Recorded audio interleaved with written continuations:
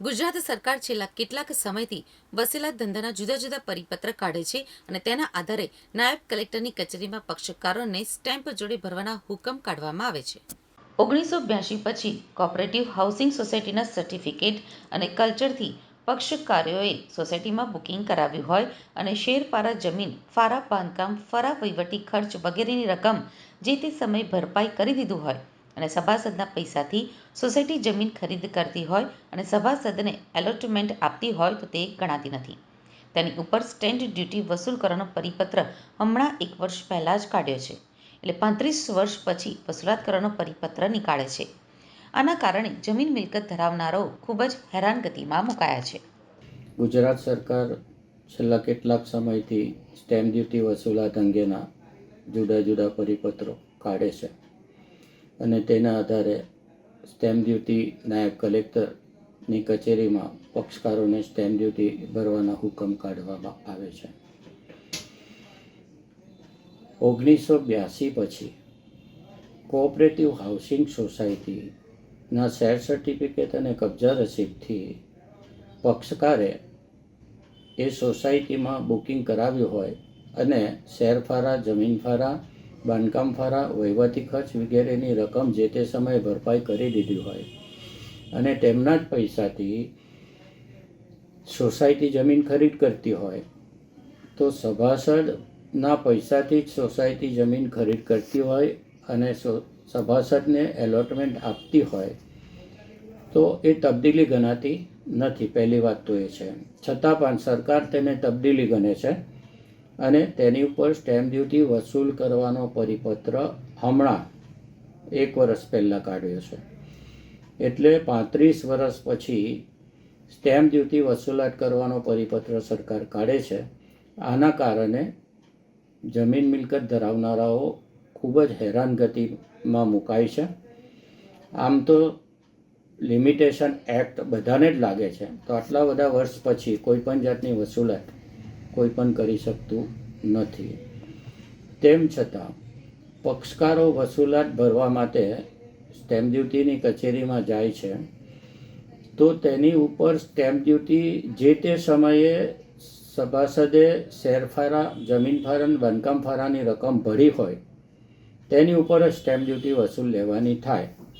તેને કોઈ જંત્રી લાગતી નથી. તેમ છતાં પણ નાયબ કલેક્ટરશ્રીની કચેરીમાં પક્ષકાર કે પક્ષકારના વકીલ આ વસૂલાત ભરવા માટે જાય છે તો નાયબ કલેક્ટરશ્રીની કચેરી તેઓને 1999ની જંત્રી પ્રમાણે વસૂલાત માગે છે. જે વખતે પક્ષકારે જમીન કે પ્લોટ લીધો હોય ત્યારે તેની કિંમત 30,000 હોય છે તો આજે સરકારના નાયબ કલેક્ટર 30,000 સ્ટેમ્પ ડ્યુટી ભરાવે છે. આ લોજિક બરાબર નથી. આ પક્ષકારોને હેરાન કરવાની નીતિ છે. અને જે તે સમયે સ્ટેમ્પ ડ્યુટી સોસાયટીના સભાસદ પાસેથી 4% લેવામાં આવતી હતી તબદીલીની. ઓરિજિનલ સભાસદ બીજી વ્યક્તિને વેચે તો એ તબદીલી ગણાય. તેની ઉપર 4% અને પછી 5% સ્ટેમ્પ ડ્યુટી લેવામાં આવતી હતી. ત્યારે અત્યારના નાયબ કલેક્ટર 10% સ્ટેમ્પ ડ્યુટી વસૂલ લે છે. આ પણ અન્યાયી છે. ત્યાર પછી અત્યારે નવો પરિપત્ર એક કાઢવામાં આવ્યો છે કે કલમ 40ને બદલે કલમ 33 લગાડીને લોકો પાસે 3 ગણી પેનલ્ટી વસૂલ કરે છે. એટલે પક્ષકારે નાયબ કલેક્ટર 10,000 ભરવાના કારે 10,000 જંત્રી પ્રમાણે ભરવાના હોય તો નાયબ કલેક્ટર 40,000 વસૂલ કરે. કેવી રીતે ભરાય? વધારેમાં વધારે સ્ટેમ્પ ડ્યુટીની ચોરી કરી હોય તો જેટલા રૂપિયાની ચોરી કરી હોય એટલા જ રૂપિયા પેનલ્ટી તરીકે લઈ શકે. અને દંડની જોગવાઈ તો એવી છે કે 50 રૂપિયાથી 500 રૂપિયા સુધીનો જ કલમ 32માં દંડ લઈ શકે. તો 4 ગણી સ્ટેમ્પ ડ્યુટીની પેનલ્ટી કેવી રીતે સરકાર લઈ શકે? અત્યારે પક્ષકારો ખૂબ નારાજ થયા છે. વકીલોને પણ ખૂબ નારાજગી વેઠવી પડે છે. એક તો સ્ટેમ્પ ડ્યુટી નાયબ કલેક્ટરની ઓફિસમાં નાયબ કલેક્ટર સમયસર મળતા નથી. સેટિંગવાળા કામ જ કરે છે. સેટિંગવાળા કામ કરીને ચાલ્યા જાય છે. પક્ષકારો અટવાય છે. મહિના 2 મહિના સુધી લોકો ધક્કા ખાય છે. કામ થતા નથી. દસ્તાવેજો અટવાય છે અને આ રીતે હેરાનગતિ થાય છે. એટલે મેં જે તે સમયે કલેક્ટરશ્રીને આવેદનપત્ર આપીને મારી રજૂઆત કરી છે નાયબ કલેક્ટર વિરુદ્ધ પણ. હાલમાં મેં મુખ્યમંત્રી અને મહેસૂલ મંત્રીશ્રીને આ પરિપત્રો પરત ખેંચવા માટે રજૂઆત કરી છે અને વ્યવસ્થિત રીતે માર્ગદર્શન આપીને કે ભાઈ આવી રીતે આ પ્રમાણે સ્ટેમ્પ ડ્યુટી ગણવાની થાય એવું વ્યવસ્થિત માર્ગદર્શન આપીને સ્ટેમ્પ ડ્યુટી વસૂલ કરવી હોય તો કરે.